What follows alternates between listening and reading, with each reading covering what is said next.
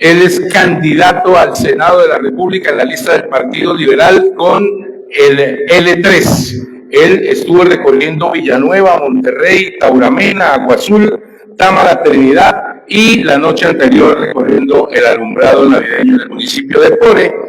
No es la primera vez que visita el departamento, ya lo ha hecho en anteriores ocasiones y de hecho promete que estará nuevamente en febrero en el departamento de Casanare. Doctor en Derecho, magíster en Estudios Legales y especialista en Derecho Comercial y Financiero. Complementó su formación con estudios de liderazgo y resolución de conflictos en Harvard. Él fue cónsul general de Colombia en Chile de 2008 a 2011, donde hizo un trabajo especial por los migrantes colombianos. Fue gobernador de Santander en el periodo 2012-2015, distinguiéndose como el mejor gobernador en superación de la pobreza, de acuerdo a una designación que hiciera Colombia Líder, con el respaldo de la revista Semana, y en 2018 fue elegido senador de la República, donde fue autor de la Ley 2088 de 2021, que reglamentó el trabajo en casa. También participó como coautor de la Ley 2071 de 2020 sobre la activación del sector agropecuario afectado por la pandemia y de la Ley de Testeo Animal o Ley 2047 de 2020 que prohíbe el uso de animales en pruebas para productos cosméticos. Impulsó además la Ley 2039 de 2020 sobre la inserción laboral juvenil, que le reconoció a los jóvenes sus prácticas laborales como experiencia profesional. Ese es parte del recorrido que ha hecho el doctor Richard Aguilar Villa, a quien hoy tengo el gusto de presentarles a todos ustedes. Doctor Richard, muy buenos días. Ya presente. No es mejor comenzar, estamos en vivo. No, mentira, bueno. Bueno, una alegría saludarlos a todos los medios. Gracias porque hoy día, domingo, ya pre-Navidad, estamos acá. Pero cuando se trata de trabajar por Casanare, por Colombia, no existe fin de semana. Al honorable diputado Jorge García, acá mi equipo presente, hemos venido acá a presentar esta propuesta del Senado de la República por el Partido Liberal, muy bien lo decían, L3, y estamos aquí abiertos para responder las preguntas que tienen ustedes, para hablar de las propuestas, para ver lo que visionamos para este hermoso departamento, con una fortaleza petrolera, con una gran despensa agrícola para ofrecerle al país y con el optimismo de venir aquí a Casanare a construir sobre lo construido, a rodear a los mandatarios actuales, porque aquí queremos trabajar conjuntamente en aras de que llegue el gran desarrollo y poder replicar modelos exitosos que hemos tenido en otros departamentos. Así que me complace mucho estar acá en Yopal, Casanare, después de haber estado en Villanueva, en Tauramena, en Agua Azul, en Monterrey, en Támara, Trinidad, saludar a los amigos también de San Luis, a los amigos de Hato de Corozal y terminamos tarde en la noche visitando a la primera capital de nuestro país por Casanare. Hoy una agenda muy importante aquí en Yopal y saldremos después para hacer una agenda en Cundinamarca, en Chía, Cundinamarca. No sé, mi diputado, si saluda, si ya abrimos las preguntas, pues para hacer algo más fluido. Muchas gracias, doctor Richard. Agradezco a todos los medios de comunicación que a esta hora nos acompañan, que nos acompañaron desde el recorrido desde el sur del departamento hasta el norte, donde ayer acompañamos al doctor Richard Aguilar, L3, con toda la disposición, con toda la actitud, y de igual manera, para añadir, doctor Richard Aguilar, hoy mismo unas reuniones con nuestros amigos de Paz de Ariporo. Estamos trabajando conjuntamente y ahora esperamos llegar a esta curul del Senado de la República para hacer equipo, para traer inversión a nuestro departamento, que es lo que estamos buscando, y con la credencial como diputado del Partido Liberal estamos dando todo el apoyo para que L3 llegue al Senado de la República, pero no solamente que llegue con la votación nacional, sino que la votación del departamento de Casanare sea una votación significativa para que asimismo esos votos se conviertan en compromiso, en obras para nuestro departamento. Y pues todo el talante, la actitud que tenemos para todos los seguidores que a esta hora nos conectan y que luego, o que no se conectan y que luego irán a seguirnos a través de ustedes, medios de comunicación. Bueno, de gobernador al Foso de los Leones y ahora al Senado nuevamente. ¿Usted con qué quedaría satisfecho al finalizar un eventual Senado? Obviamente llega primero allí.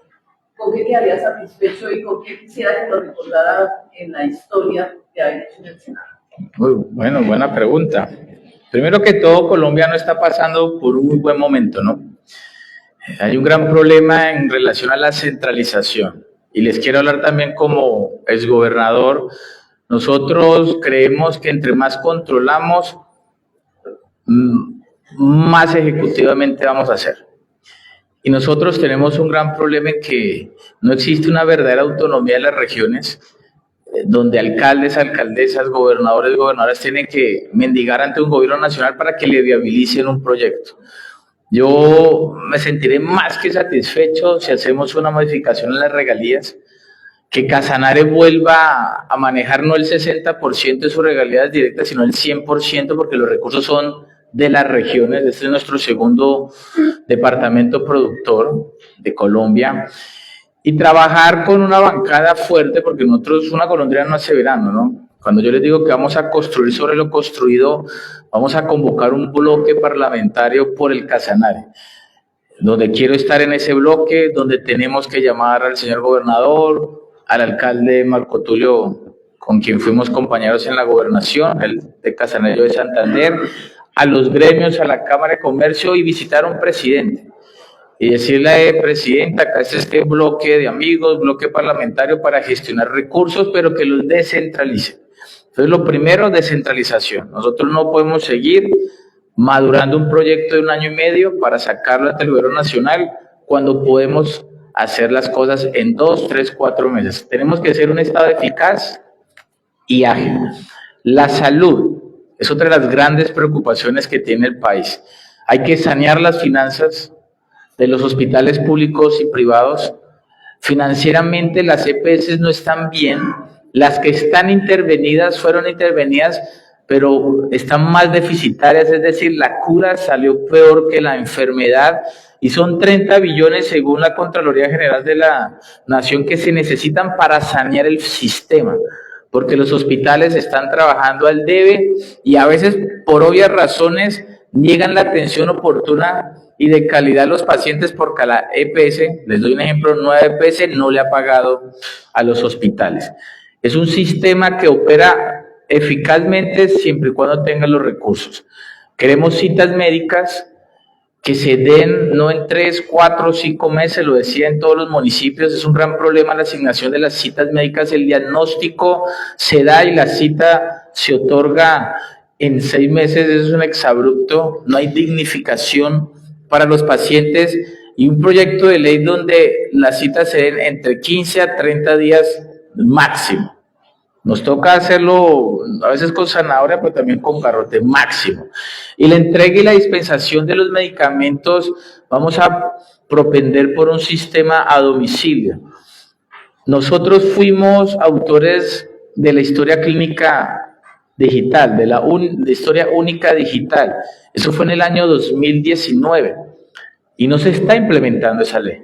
¿Eso qué significa? Que si el diputado se enferma acá en Yopal, pero se enferma en Barranquilla, con su cédula, ¿saben cuál es su cuadro de enfermedades o su cuadro de morbilidades? Es diabético, está con este cuadro de alergias, pero no nos estamos interoperabilizando la información, eso es de suma gravedad. Salud. Y por último, la seguridad. Nosotros queremos ver a Casanare, ocurre en otros departamentos, promoviendo el turismo. Que el turismo es muy importante acá para esta región. Yo quiero que se haga el malecón acá en Yopal, que lo han anunciado. Esperemos que se dé, porque los malecones son los sitios de esparcimiento donde congregan a las familias de Casanare. Quiero ver el Parque del Agua de Agua Azul, como muchas veces lo han mencionado, pero si no existe seguridad, no hay paz, y sin paz no hay desarrollo. Y la seguridad hay que atacarla desde la misma base. Sí, queremos más policías, más pie de fuerza, queremos más tecnología, queremos más capacidad de antidrones, queremos inteligencia, pero necesitamos la inversión. Pero desde la base hay un problema que los jóvenes en el campo, hombres y mujeres, se quieren incorporar en la fuerza pública y en la policía, pero no tienen los recursos para hacerlo. Porque para ser un suboficial en la policía tienen que tener mínimo 13 millones. Y para ser oficial se necesitan mínimo entre 50 a 60 millones por darles cifras cerradas. ¿Y cómo le vamos a exigir eso a los jóvenes que no tienen ni siquiera para estudiar? Entonces vamos a fortalecer un régimen subsidiado de incorporación para poder aumentar el pie de fuerza, porque no está aumentando, sino está disminuyendo por la capacidad presupuestal que tienen las familias colombianas. Entonces estos aspectos de seguridad, de salud y de poder nosotros descentralizar los recursos es lo que más necesita Colombia. Candidato, una cosa es la realidad de la propuesta y otra cosa es la realidad política. Y sí valdría la pena conocer usted qué percepción ha recibido de lo que ha sido el año del Partido Liberal del Departamento de Casanare. ¿Con qué estrategia acercarse desde la dirigencia del partido que no fue capaz de consolidar una lista para permanecer en el Congreso de la República, cuya dirigencia regional no tuvo la habilidad suficiente para superar los desafíos siquiera de lograr, ya que no la tuvieron como lista propia, por lo menos una lista en coalición en alianza? El pueblo liberal en el departamento de Casanare, un departamento de tradición liberal, que ha tenido gobernadores liberales, congresistas liberales, que tiene alcaldes, concejales, diputados liberales, una bancada bastante activa y crítica desde la Asamblea del Departamento. Es un pueblo liberal que ahorita siente una desorientación profunda porque se pregunta cómo es posible que nuestros dirigentes no se hubieran dado la maña de consolidar la estrategia para mantener la presencia del Partido Liberal de Casanare en el Congreso de la República a través de la Cámara de Representantes. Usted nos está hablando ahorita de que quiere conformar una bancada, un grupo rojo de apoyo a las gestiones y las necesidades del departamento de Casanare, pero no vamos a tener siquiera, no van a tener siquiera los lugares del departamento de representación en la Cámara de Representantes. ¿Por qué? Porque la dirigencia se vio incapaz, no pudo consolidar una estrategia para eso. ¿Qué decirle a ese pueblo liberal del departamento que hoy mira su dirigencia y dice, pero si estos no fueron capaces de consolidar una lista de Cámara, ¿cómo no vienen ahora a hablar de que necesitamos apoyar una dirigencia nacional del Partido Liberal que a veces resulta ajena a las necesidades del departamento, porque a duras penas lo conocen los municipales precisamente en tiempo de campaña? Lo que yo siento en este recorrido es que el Partido Liberal está más vivo que nunca acá en Casanare. Cuando me reúno con las bases, con los concejales, mi honorable diputado, veo que quiere trabajar a futuro, prospectivamente. Nosotros no podemos trabajar pensando en lo que ya pasó. Toda la razón. Yo añoraba una lista liberal y tener una fórmula fuerte a la Cámara acá. Impulsarla, apoyarnos recíprocamente y que el Partido Liberal se fortaleciera en cuanto a la Cámara, pero no tener Cámara no es óbice para no tener un Senado de una gran fortaleza en el Casanare. Y a eso he venido, a tener una representación importante, a aglutinar al partido. Ayer me encontré en Támara a nuestro representante Hugo Archila, se lo dije, ¿qué pasó? Lo reconoce, no pudo armar la lista y eso no me correspondía como candidato al Senado de tratar de armar una lista. Yo lo traté muchas veces, él está en otro proyecto político al Senado, pero cuando estemos en el Senado vamos a fortalecerlo, ¿no? Vamos a trabajar. Si no se pudo esta vez, lo vamos a hacer a futuro y a eso vine. Y la dirigencia, yo creo que lo sintió muy bien nuestro honorable diputado, está deseosa de trabajar, animada para trabajar y ven que esto es una oportunidad de tener un Senado que represente a Casanare, que tiene la experiencia para hacerlo y bueno, de pronto no podemos tener una Cámara de Representantes, pero sí un senador de peso. Y segundo, para las regionales vamos a participar sí o sí, individualmente, en coalición, haciendo alianzas como corresponde y en la dinámica electoral. Doctor Aguilar, durante estos días que usted ha estado en Casanare, se vio acompañado de otros dirigentes de diferentes tendencias políticas. Se buscan alianzas con el doctor Naranjo, que hasta hace algunos días fue director del Centro Democrático de Casanare. Estuvo el señor Mancipe con ustedes. ¿Cuál es el mensaje que entrega la presencia de estos personajes en esa reunión? La política y una campaña es de conquista. Y yo vine aquí a conquistar, a convocar. Yo no miro si es de Centro Democrático, si es de un partido, del otro. Lo que yo hago es convocar para fortalecer mi campaña al Senado y para fortalecer el partido. Hay personas que han participado en unas elecciones en un partido, a mí me ha pasado y estamos hoy en otra fuerza, pero la idea acá es que esa convocatoria sea pensando no en una elección, sea pensando a 10 años.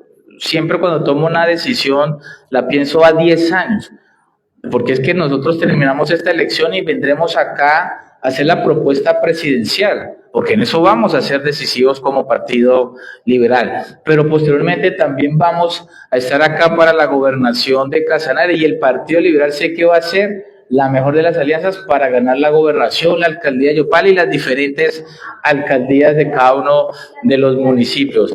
Así que en este recorrido satisfactoriamente y con mucho agrado hemos recogido unas fuerzas importantes que estaban en otros partidos, pero ahora bien consideran estar en el Partido Liberal. Doctor Richard, en esa proyección a 10 años que usted dice, ¿cómo se ve apoyando el Partido Liberal en una elección de gobernación de Casanare cuando muy seguramente, dicen por ahí, que el representante Hugo Archila no convocó a lista porque va a ser candidato a la gobernación de Casanare? Pero ahí a su derecha tiene a otro caballero que dicen que también va a aspirar a la gobernación de Casanare y ambos son liberales. ¿Ahí cómo va a dividir el corazón? Como decía Napoleón, vístame despacio que voy deprisa. Concentrémonos en esta campaña al Senado. Nosotros somos muy buenos, y lo digo con humildad, en convocar y en unir. Se lo he dicho muchas veces al diputado y les cuento esta anécdota. Cuando fui gobernador, yo derroté al candidato del Partido Liberal, pero le di la mayor representación al Partido Liberal. Los llamé, dije, les gané, pero vengan, trabajemos unidamente por Santander.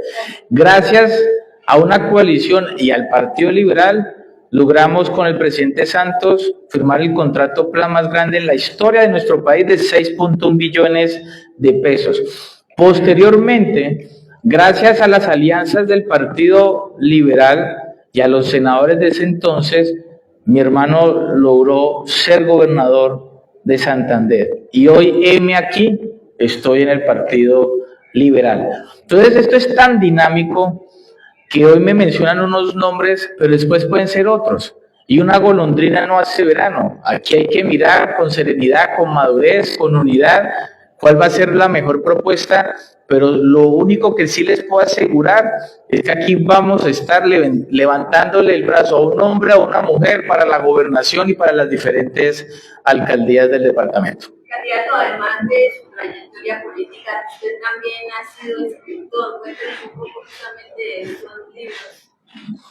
Mi primer libro en el año 2014 se llama El hijo de la guerra.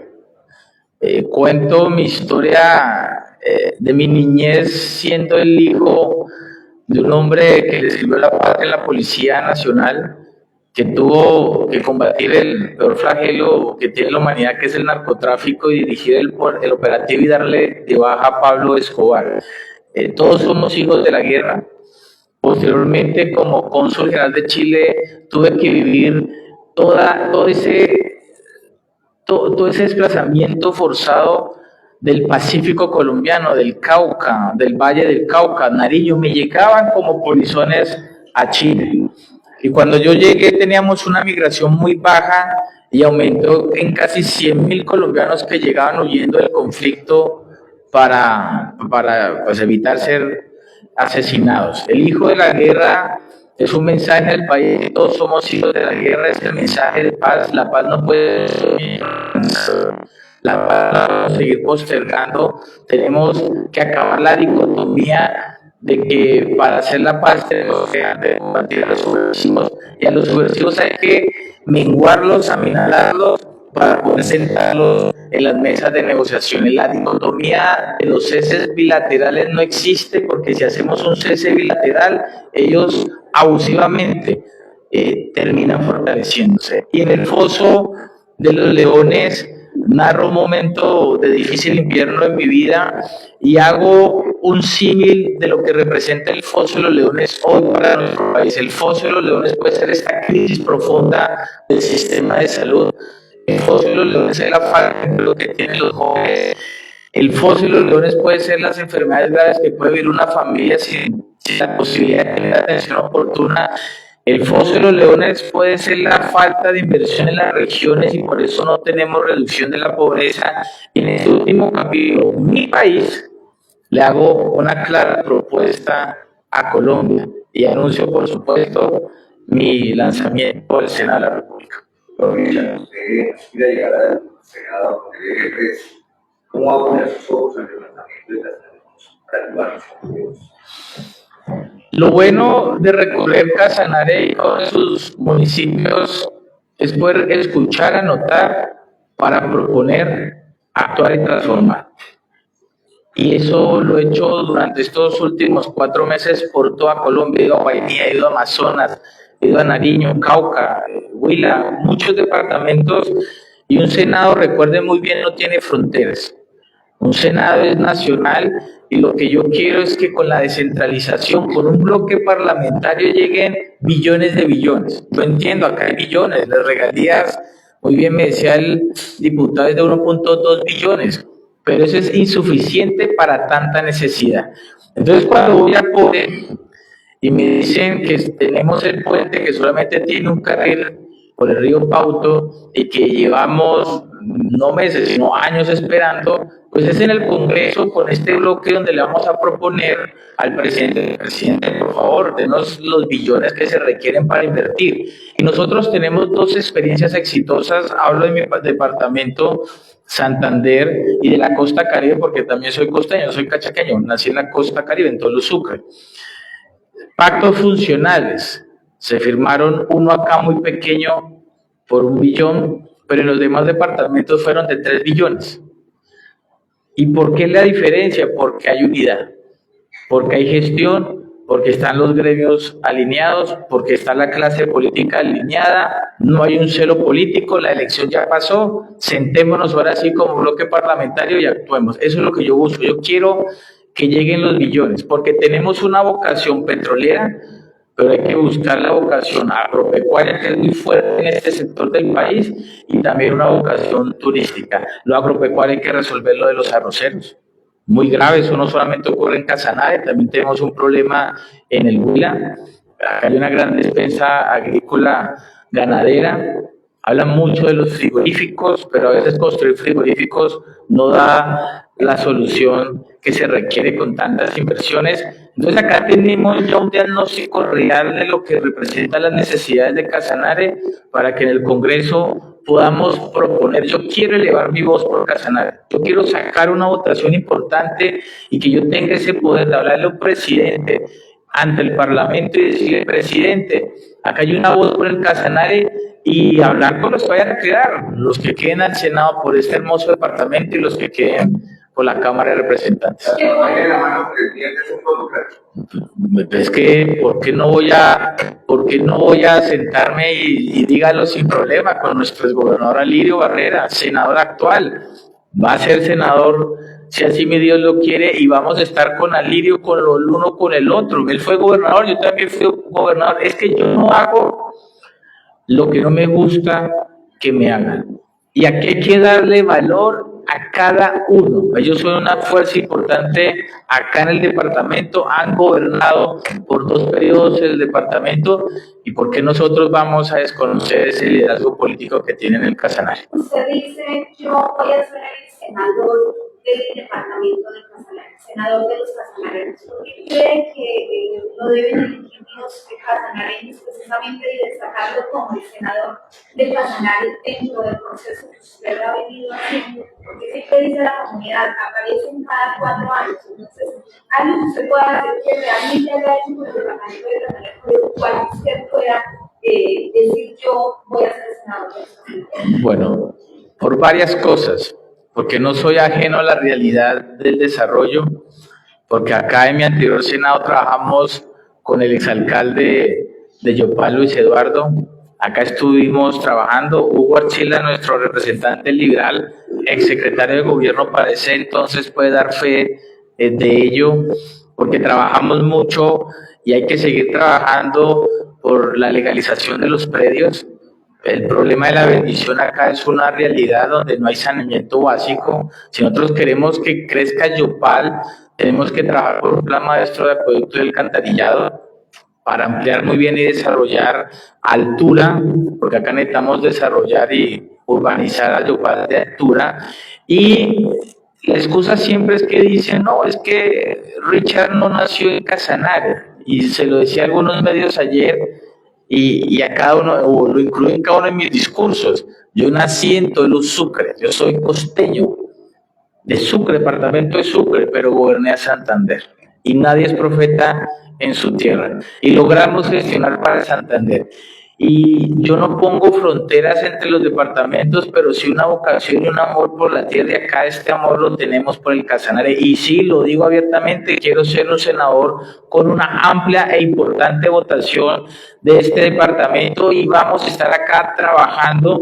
Estuvimos en unos municipios donde, gracias a las amistades, porque no se necesita poder a veces para ayudar a los amigos, y aquí ya hemos ayudado a diferentes amigos, alcaldes y alcaldesas a la gestión de importantes proyectos que están en desarrollo. Es decir, que esperaría que el alcalde de Soacha Castro le endosara votos al Senado de la República. No he hablado con él y lo respeto mucho.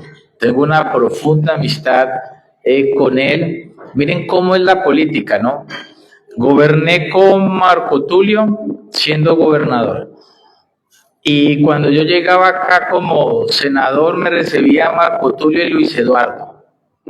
Muy unidos, con buena mamona. Después se dividieron, ¿cierto? Y yo creo que pues a veces es sano las discusiones, pero eso le hace daño a Casanare. Y yo veo que aquí se está realizando muchas tendencias de diferentes partidos. Es sana la competencia, ahorita estamos en competencia todos van a buscar sus votos, pero ya después de la competencia y el triunfo, tiene que venir la unidad, porque de eso se aprovechan los presidentes. Perdónenme, se lo digo por experiencia. Yo convocaba a todos, ni siquiera a los que me querían, convocaba incluso a los empresarios, y íbamos con el presidente de ese entonces y todos en la mesa pidiendo por lo mismo. Entonces, si aquí va un grupo a pedir una cosa, aquí va a pedir el otro grupo otra cosa, y nosotros, por decirlo, vamos a pedir otra cosa, pues nos vamos con migajas y no con billones de pesos. ¿Le ha afectado, candidato, usted hablar con la gente, o sea, en los casos que se le señalan, los casos judiciales que avanzan en su contra? Mira que hemos sentido un cariño enorme, y lo decimos siempre con claridad. Los que hacemos este trabajo, esta vocación al servicio, no estamos exentos de procesos. Si nosotros detenemos nuestra vocación por los procesos, yo creo que ninguno de los dos estuviera acá sentado. Lo que sí hay que hacer es seguir trabajando, no descuidar, demostrar donde corresponde que las cosas se han hecho bien, y lo voy a hacer de cara al país como siempre lo hemos hecho. Lo escribo sin tapujos, con respeto, como soy un hombre de buenas maneras, en mi libro En el Foso de los Leones, y acá estamos haciendo lo que más nos gusta hacer, que es trabajar por Colombia. Doctor Aguilar, ¿cuál es el mensaje de confianza para sus posibles electores de que todas las investigaciones que ustedes tienen en torno a sus procesos de gobierno y todas estas cosas los dejan tranquilos? Es decir, que ustedes van a poder ejercer su papel como senadores y sin problemas que Corte Suprema de Justicia, que Fiscalía y todas esas cosas por presuntos hechos de corrupción Sí. en las elecciones anteriores. Si nosotros no actuamos esperando que el otro se resuelve, pasaría lo que les estaba diciendo, estaríamos sentados en nuestras casas. Y yo no me voy a detener con esta vocación al servicio que yo tengo. Y en eso puede tener la tranquilidad, porque si yo estoy acá colocando mi nombre, esta propuesta de L3, es porque tengo esa tranquilidad, esa certeza y esa seguridad que vamos a trabajar y aportar nuestra experiencia. Así que lo que vamos a entrar nosotros es seguir proponiendo, y acá en el Casanare, en donde lo hemos diagnosticado, lo hemos estudiado muy bien, créanme que nosotros vamos a hacer un equipo político liderados acá con mi equipo regional, por supuesto, por nuestro diputado también, que le va a aportar al Casanare. Es que nosotros ya hemos sembrado en el Casanare, ya hemos gestionado, ya hemos tocado puertas, ya hemos resuelto problemas. En una menor escala, ¿por qué no la vamos a llevar a la escala de los billones? ¿Cuáles son las gestiones que ustedes proclaman que han hecho en el Departamento de Casanare? Yo creo que la opinión pública sí merece saber qué es tanto el trabajo que han venido haciendo, que ahora vienen y lo reclaman para decir, les estamos ayudando, apoyarnos con su voto. ¿Y qué decir? Pero no me lo ponga en esos términos. Lo hemos escuchado, ahorita nos hacen unas preguntas. ¿Qué decir entonces de los resultados del actual gobierno? En su libro y en el programa que nos presenta, está ofreciendo un naufragio nacional, y todo está absolutamente mal. Entonces, hay algo bueno que reconocer a esa actual gestión de este gobierno, que tiene unas visiones completamente diferentes a las que durante muchos años se plantearon a nivel de la dirigencia nacional, desde presidencias y demás, y que tampoco fueron los mejores resultados que se dieron. Bueno, nosotros para hacer política no hacemos las cosas para reclamar, es una palabra muy fuerte. Nosotros gestionamos, ayudamos para ayudar a las comunidades. Esto no es un trueque que yo te ayudo y por eso me tienes que ayudar, ¿no? Es nuestro deber como exmandatario, nuestro deber como legisladores trabajar por los colombianos. Ese sistema no opera en este equipo. Esas grandes gestiones se las voy a dejar para que a modo propio las diga nuestro diputado. Y es una realidad, yo lo puedo hablar desde la experiencia, y te lo digo con respeto. Yo no soy ni de izquierda ni de derecha, porque la seguridad no es de derecha y la pobreza no es de la izquierda. Y nosotros nos están encasillando en esa polarización. Mi generación opera diferente. Yo creo que hay cosas buenas que reconocerle a todos los equipos políticos, pero todos se subrogan ciertas banderas que no puede tener esas fronteras o esas barreras en relación de que no, es que la pobreza solamente con las políticas que propenden los de izquierda, y eso es un exabrupto, eso es lo que tanto daño le ha hecho a nuestra democracia, la polarización y el radicalismo. Y yo creo que nosotros debemos construir sobre lo construido, pero cuando yo hablo de la reforma a la salud es porque hay una realidad del país. Eso está ocurriendo en cada esquina de Colombia. Cuando hablo de la inseguridad es una realidad del país. Cuando ustedes van al Cauca, el reclutamiento de nuestros menores ha aumentado en un 280%. Los subversivos están endulzando a nuestros jóvenes y le ofrecen alimento porque no hay seguridad alimentaria en ese sector del país. Existen las repúblicas independientes, Nariño, Cauca, el Catatumbo, donde los subversivos están inaugurando las obras, en donde los niños con su inocencia aplauden a los subversivos porque ellos lo ven como la solución. Hasta eso hemos llegado nosotros por la falta de presencia del Estado. Y eso es un error de la falta de ejecución, de la inexperiencia para realizar proyectos y de la desconfianza, porque eso sí lo puedo decir, no están confiando en los gobernadores y en los alcaldes en la descentralización. Así que lo decimos es por experiencia, nosotros hablamos con argumentos, con propiedad, no por criticar. Nosotros si criticamos lo hacemos constructivamente para avanzar y para solucionar los problemas. A propósito de la descentralización, es una propuesta muy llamativa y obviamente debe simplemente términos parácticos en las regiones, porque aquí no le gusta que llegue más claro. Pero es una promesa que se le ha venido haciendo a Colombia desde 1986, quizá por la doctora Jaime Castro, que hablaba hablando de la descentralización y demás, pero es efectiva, porque es una queja permanente de los gobernadores y alcaldes, de que les mandan más competencias, es decir, más trabajo, pero no les envían recursos. Y eso es como cuando uno tiene un padre adinerado y ya el padre está en alguna edad, comienza usted a esperar el testamento. El problema es si usted está o no está dentro del testamento. ¿Cuál es la propuesta puntual para decir efectivamente sí te va a llegar plata a las regiones? Porque pues, los recursos son finitos y la necesidad es infinita. Me encanta esa pregunta. Ley de competencias. Con bombos y platillos están celebrándola. Pero mire lo que hicieron. Descentralizar el 12% del sistema general de participaciones para nuestros alcaldes y alcaldesas en 10 años. ¿Y por qué tenemos que descentralizar el 1.2 anualmente con la excusa que los alcaldes no tienen la capacidad administrativa para ejecutar los recursos en las regiones? Si a un alcalde le mandan los recursos, pues contratan a los mejores funcionarios, a los mejores expertos para sacar los proyectos adelante. Entonces esa ley de competencias en efecto es un saludo a la bandera. 12% más de descentralización en 10 años, cuando debería ser por lo menos el 50% más de descentralización en 2 años. Y para eso estamos preparados.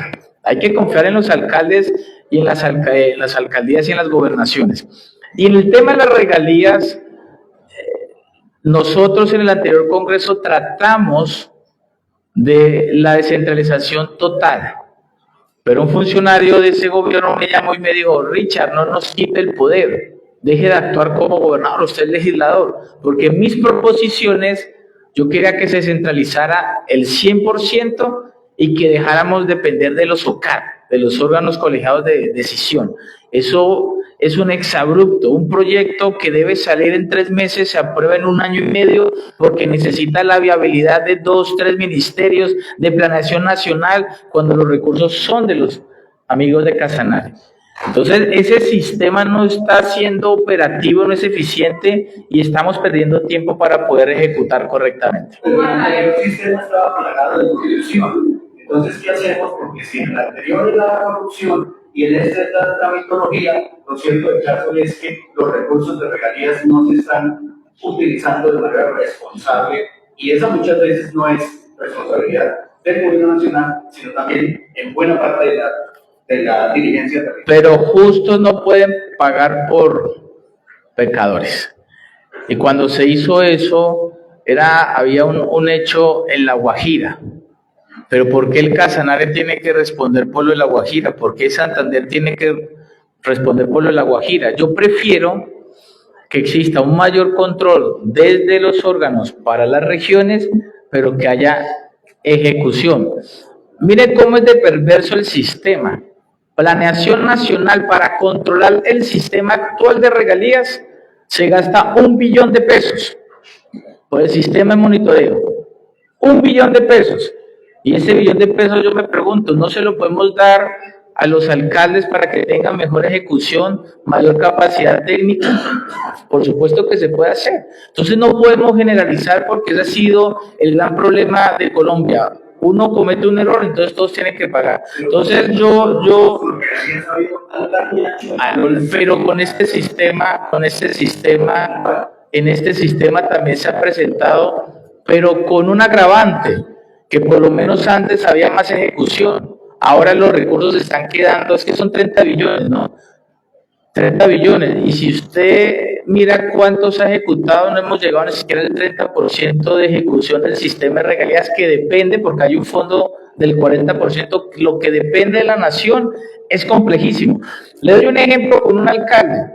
Primero tiene que hablar con el gobernador de su departamento.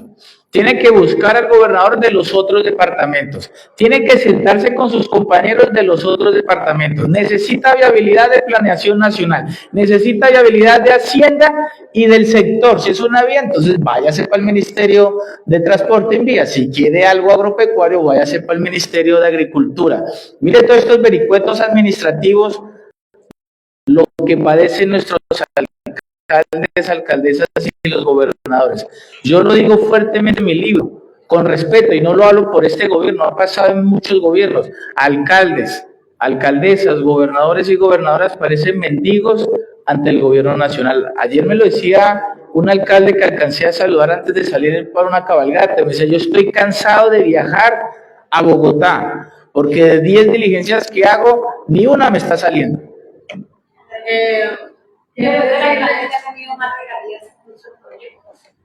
Yo no sé qué alcalde estás creyendo tú con el que yo hablé.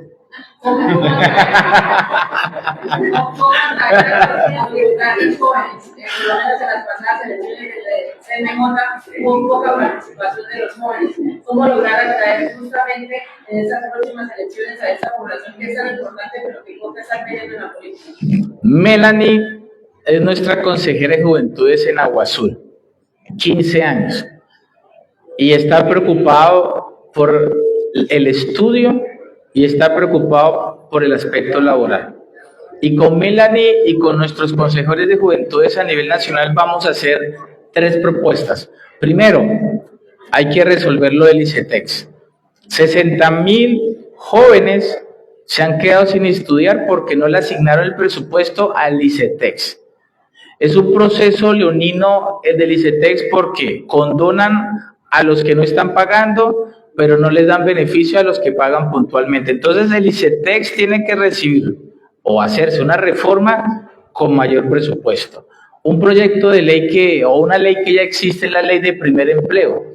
Y nosotros como gestores de esa ley les deseamos a las empresarios, si ustedes vinculan a los jóvenes, les vamos a dar descuentos tributarios. Se lo pasaron por la galleta, no les interesó vincular a los jóvenes, prefirieron pagar los impuestos. ¿Qué vamos a proponer? Ley de primer empleo 2.0. Por cada 5 nuevos empleos, un joven recién graduado obligatoriamente debe vincularse. Por cada 10 nuevos empleos, 2 jóvenes recién graduados deben vincularse obligatoriamente y así sucesivamente. Y vamos a hacer un proyecto de ley en donde el SENA va a ser fundamental para el emprendimiento que buscan los jóvenes, pero también tenemos que vincular a las universidades, instituciones técnicas, tecnológicas, ejemplo, Unitrópico, porque hay nuevas tendencias en la formación educativa. Primero, programación, se necesitan programadores, tenemos escasez de 90,000 programadores, expertos en ciberseguridad. En Bogotá se vendieron 20,000 vehículos eléctricos, pero no tenemos expertos en el mantenimiento de vehículos eléctricos, pero hay que motivar a los jóvenes, muchos no les gusta estudiar 5 años, pero aquellos jóvenes que quieren estudiar 1 o 2 años, que cuando terminen el estudio les den el valor como si fueran profesionales, porque ser técnico en programación es muy importante para nuestro país. Entonces vamos a trabajar primero, primer empleo. Segundo, en ayudarles con el ICETEX. Y lo tercero, que es más importante, el Fondo Emprender del SENA en relación a los emprendimientos. Yo tengo una muy buena idea, me financian, pero el Valle de la Muerte, es decir, me montan mi emprendimiento, pero fracasa, está en un 60%. Hay que capacitarlos y acompañarlos mejor. Doctor Richard, que nos prometan más dinero para las regiones, excelente. Pero también Casanare padece una situación que es bien compleja, porque usted lo ha podido notar en el recorrido que hace por los diferentes municipios, toda esa potencial turístico que tiene el departamento, y qué bueno que más gente colombiana conozca de Casanare, pero el problema es que escasamente se puede llegar medianamente bien vía él, porque las vías que conectan a Casanare con el centro del departamento son más una tortura que cualquier otra cosa. Vía de Luciana, la del Cisga, quedó medianamente bien, pero permanece más cerrada que lo mismo la vía por el Vicencio. Ahí ¿qué fórmula nos propone? Miren, dejarle a la concesión de la vía Bogotá-Villavicencio que haga la variante El Boquerón, el Tablón de 32 kilómetros, es una irrealidad, porque la concesión no tiene en su cierre financiero contemplado esa inversión tan grande. Y para eso sirve el bloque parlamentario que queremos hacer acá en Casanare. Próximo presidente, todos los parlamentarios, el señor gobernador, los alcaldes, nuevo presidente, prioridad Aquí vamos a incluir varios departamentos, Meta, por decirlo, Bichada, que también se beneficia, bueno, toda la Orinoquía, necesitamos esa variante, porque miren estas cifras, nos hemos gastado 2 billones de pesos en tratar de arreglar los derrumbes, y esa variante no va a costar más de 1 billón. Entonces seguimos invirtiendo en arreglar compañitos de agua tibia, la conexión con Bogotá, pero no entendemos que tenemos que hacer una variante con vía presupuesto general de la nación. O le hacemos un otro sí a la concesión y le adicionamos presupuesto, o la hacemos vía obra pública. Y la vía del Cisga para comunicarnos, por supuesto, con Sogamoso, con Boyacá, pues también sufre lo mismo, y allá la mayor solución es lo que hemos hecho en una vía que es muy similar en Santander, que es Curos-Málaga. Tenemos que hacer pantallas ancladas. El kilómetro es costosísimo, pero nosotros tenemos ese gran reto con la geografía de nuestro país. O es con inversión, porque le hemos hecho esa vía Curos-Málaga, le hemos invertido más de 1.2 billones, nos falta 1 billoncito más, pero ya casi la vamos a terminar. Doctor Aguilar, como muy seguramente va a suceder. Esa política, candidato, se normalizó que padres se conviertan en una empresa política. Usted nos habló hace un momento de su padre, Hugo Aguilar, de su hermano Mauricio Aguilar, los dos fueron gobernantes en Santander, también creo que senador. Aquí lo hemos acompañado hoy con el diputado Jorge García y su padre Jorge García, que está aquí entre los asistentes. Esto no es demasiado nepotismo en nuestro país. Mire, mi padre construyó la obra más emblemática en los últimos años del país, el Parque Nacional del Chicamocha, con uno de los teleféricos más largos del mundo, el único que cruza un cañón. Pasamos de 37.000 turistas a 400.000 turistas, un desarrollo increíble. En mi gobernación firmamos 6.1 billones, el mayor desarrollo en infraestructura vial. Hicimos el Cerro del Santísimo, también con telesférico, un proyecto turístico como el de Río de Janeiro, pero en Floridablanca, Santander. Construimos aeropuertos, San Gil, por ejemplo, fortalecimos Barranca, Bucaramanga, y mi hermano firmó el pacto funcional con el gobierno Duque por 3 billones de pesos, la mayor inversión en placahuellas que se existió, y un proyecto que ganó un premio internacional, que Mi Techo es un hecho, en la mayor construcción de vivienda. Y eso no es nepotismo en el sentido de que hemos hecho las cosas bien y hemos ejecutado. Porque cuando tú vas, a veces nos critican, nos pueden decir lo que sea, pero tú vas a cada uno de los municipios de Santander y no solamente hay una obra, hay varias obras, porque eso es lo que quiere la comunidad. Y cuando yo veo, por ejemplo, lo del diputado, no me lo vayan a poner que es un tema de nepotismo. Eso, su papá fue un gran diputado, él recibe ese gran legado y está haciendo las cosas bien, a mi parecer. Ahí le he pedido un poco, desentonar un poco los ánimos acá con el señor gobernador, y se lo digo así abiertamente. Todo lo conozco perfectamente, pero déjenselo a él, no me metan a mí en eso, pero se lo digo abiertamente. Acá hay que desescalar los ánimos, acá hay que trabajar, porque cuando lleguemos al Congreso, pues con la primera persona que nos tenemos que reunir es con el señor gobernador, con mi compañero Marco Tulio. Esa es la dinámica política, eso se llama madurez, serenidad, experiencia. Aquí no existen los egos en este equipo político, existen los buenos argumentos. O sea, diputado, a partir de hoy,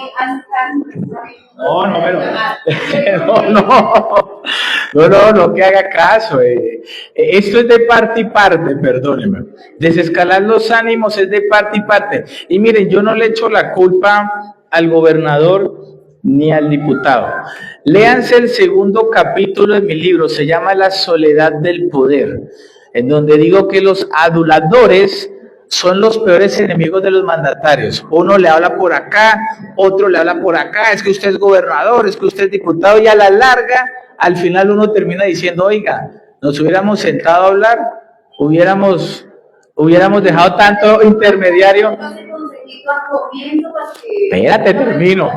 Y después nos damos cuenta, oiga, esto se hubiera resuelto de una manera mejor. Pero bueno, todavía hay tiempo para recomponer las cosas. Les doy la palabra a mi diputado para que no me lo pongan en un monólogo. Es que yo quiero hacer una pregunta acerca de un chicharroncito que le va a tocar a usted como congresista muy seguramente. Está de moda la actualización catastral en todo el país, en todo el país. Aquí no hemos sido la excepción. Hubo un problema delicadísimo, una vaina que llama catacil. ¿Qué hacer frente a eso? Porque será el Congreso el que debe resolver la situación.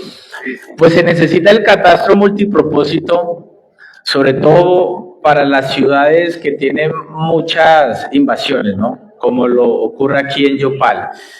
Hay 2 ciudades del país que deben ser ejemplo a nivel nacional y ojalá esa experiencia se replique aquí en Yopal, lo que es Valle del Cauca con Cali y Barranquilla. Lo que es Barranquilla, lo que hicieron en Barranquilla se está replicando en todas las ciudades capitales, ejemplo en Riohacha. Se están asesorando con ese mismo equipo. Y este equipo también aporta a ello, que el día de mañana en cualquier necesidad, nuestro equipo que desborda las fronteras de un solo departamento puede dar esas asesorías y ese acompañamiento para replicar los modelos exitosos. Si vamos a hacer un malecón acá en Yopal, o en la zona donde se debe hacer, porque esta es una zona donde solamente recibe un malecón de unos pocos metros, pero no hay urbanismo alrededor y desarrollo a nivel futuro, y si no tenemos la protección costera, créanme que no va a ser un muy buen proyecto. Ojo, porque también he escuchado experiencias que no han sido exitosas porque todo el mundo quiere malecón, porque Barranquilla tenga malecón no significa que en 2 sitios haya un malecón. Por ejemplo, el parque lineal acá en Yopal, que tiene que avanzar, que se tiene que adicionar, va a ser un proyecto turístico emblemático para la ciudad. Candidato, a propósito del tema de presidencia, usted nos ha hablado de mesura, de madurez, hablan con sensatez, pero en este momento el país está simplemente estresado, prácticamente metidos entre la polarización y a usted le parece tan curioso. ¿Cómo vislumbran ustedes esos temas de lo que puede ser definición de candidaturas presidenciales para la llamada? Yo creo que hay que esperar qué ocurre el 8 de marzo. Tenemos que esperar cómo sacamos a tanto candidato, perdónenme la expresión, y tenemos una gran necesidad de unidad. Tanto candidato confunde la opinión pública. Así que dejemos este debate para después de estas elecciones parlamentarias, pero el Partido Liberal va a convocar a un gran frente amplio para poder nosotros sumar y poder ganar la presidencia. Se necesita unidad, porque así como vamos y con tantos egos, el ego también está en la escala mayor, pero en mayores proporciones. Ya se están cascando el uno con el otro, todos creen que son el Mesías, todos creen que pueden ser ellos y que solamente son ellos, y ahí nos equivocamos. Ya todos dicen es que yo ya soy, y ya tienen triunfalismos, y los triunfalismos en la política son muy peligrosos porque queda mucho camino por recorrer. Hace unos años, hace 8 años, en esta época, el presidente era uno y ganó otro. Y así, hace 4 años, el presidente era uno según las encuestas y ganó otro. ¿Hay que darle cambio al cambio? Cambio al cambio, ¿de quién es ese eslogan? Para no confundirme. No, hay que revivir, reunir y renacer. Colombia revive, reúne, renace, y Casanare con este equipo quiere reunirse, revivir y renacer. Muchas gracias, mi diputado. Muchas gracias, doctor Richard Aguilar. Gracias a todos los periodistas. Yo rescato lo que dice Martín. La sociedad, en este momento el termómetro está muy alto, no acá solo en Colombia, sino creo en América Latina y el mundo, que se está moviendo de extremo a extremo. Y qué bueno hoy escuchar la serenidad, la tranquilidad que nos expresa en cada una de las situaciones el doctor Richard Aguilar. Cuando se habló de descentralización, decía don Orlando, por allá en el año 88 no lea Rafael Pardo con el Plan Nacional de Rehabilitación, y prácticamente usted lee a Rafael Pardo al día de hoy y está sucediendo lo mismo. Lo llama Restrepo el péndulo entre federalismo y centralismo, y finalmente ese péndulo se dio la digámoslo, el equilibrio con la descentralización, pero hay un problema mayor, candidato, y es que después de la Constitución del 91, la descentralización se entendió como un fin y no como un medio. Y finalmente la descentralización es el mecanismo por medio del cual el Estado, llamémoslo aparato institucional, llega a cada uno de sus habitantes. ¿Y qué sucedió? Se crearon más de 600 municipios. Ahí ya tenemos un primer problema muy grande. Y luego los informes de la Contraloría General de la República, pues lo llaman pereza fiscal, pero finalmente son territorios que una cuestión era hace 30, 35 años a hoy. Veamos las capacidades de nuestro departamento. Una cosa, ustedes que he tenido la oportunidad de compartir con ustedes, historia de cómo era Yopal, cuando Cupiagua, Cusiana, un exdirector de Ecopetrol manifestó que no hubiera sido posible la financiación de todos los derechos de la Constitución del 91 sin estos yacimientos petroleros. Y hoy, doctor Richard Aguilar, le puedo decir doctor porque tiene doctorado, eso me encanta, hoy tiene esas realidades del departamento, las capacidades institucionales eran otras. Y hoy ya estamos con líderes más preparados, estamos con un sector privado muy fuerte que día a día empuja el crecimiento de nuestro departamento casanareño. La enfermedad holandesa, la dependencia hacia un solo recurso, como en este caso el petróleo, el gas. Les hablo, 2011, de cada 100 pesos que producía el departamento, 76 provenían de la explotación petrolera, y cuando nos dimos cuenta en el choque del 2014, y poco a poco se ha venido diversificando, pero si bien es cierto hay un sector privado fortalecido, necesitamos ese Estado que garantice la seguridad, que mejoremos el sistema educativo colombiano y pues, en este caso casanareño, en esa nueva dirección que toma el mundo, que no son 5 años en una carrera universitaria, sino prácticamente el sector privado le pregunta a uno, ¿usted qué sabe hacer? ¿Lo sabe hacer? Ni siquiera preguntan por el título y va avanzando. Esa modernización creo que es la que hoy necesita el Estado colombiano y que hoy muy bien expone el doctor Richard Aguilar de una transformación real en materia de descentralización, como en su momento algunos académicos expusieron que fuera escalonada. Y hoy, pues qué bueno que esa discusión se lleve ahora con otras realidades al Congreso de la República. Respecto del departamento, son muchos retos, necesitamos la conexión con vía Bocas del Bauto. Ustedes han visto mis diferencias profundas, mis diferencias de convicción con el gobierno departamental.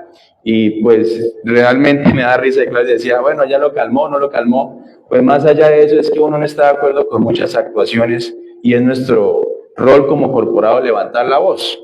Por ejemplo, nos mencionaba la concesión en Villavicencio, Bogotá, con el peaje más costoso de Colombia, en Pipiral, pero hace unos meses sacó unos geólogos de la Universidad Nacional unos informes y también unos artículos, unos periodísticos, otros más profundos, respecto de que allí más que ingeniería era geología, porque hay unos puntos en específico que se le dan más recursos y la concesión está recibiendo más y más contratos.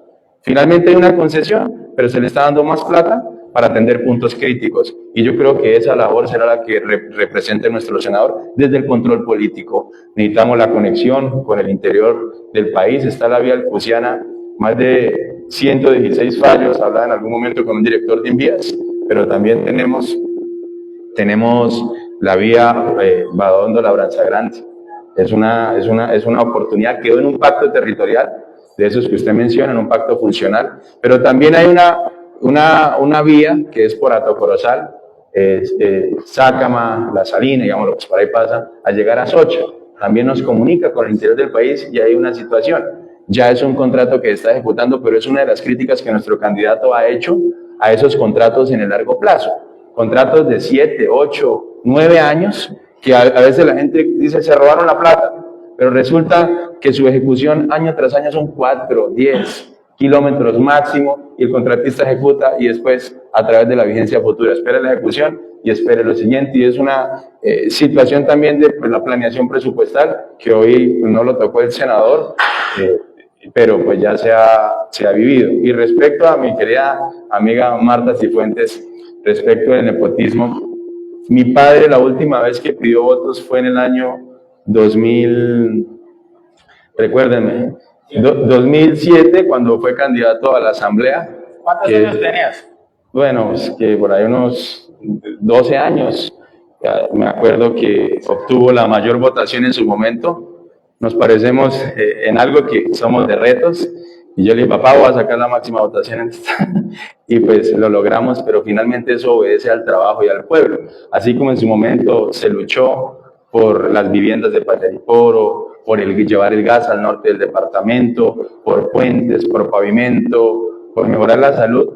Yo creo que en estos 4 años que llevo como diputado a mi departamento, a mi municipio, Pajariporo, luché por un proyecto de gasificación de más de 35.000 millones de pesos. Acompañamos que, a pesar de que era una acción popular con el anterior gobierno, la terminación del megacolegio de Pajariporo, que a veces hacen ver que llegaron fue a salvarlos en este gobierno cuando ya los recursos estaban completamente asignados para la terminación del megacolegio. El año pasado nos sentamos con el gobernador, porque yo sí comparto esa visión. Necesitamos encontrar los puntos en común que nos permitan salir adelante como sociedad.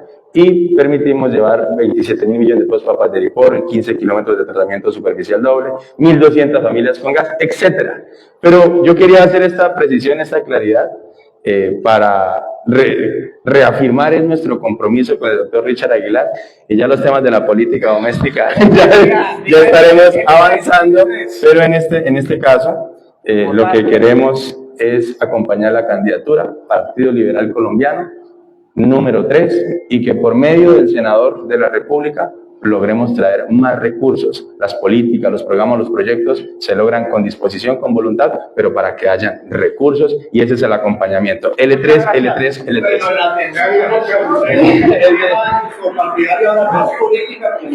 Siempre ha habido paz política, pero con argumentos y con sinceridad. L3, L3, L3, L3. Muchas gracias.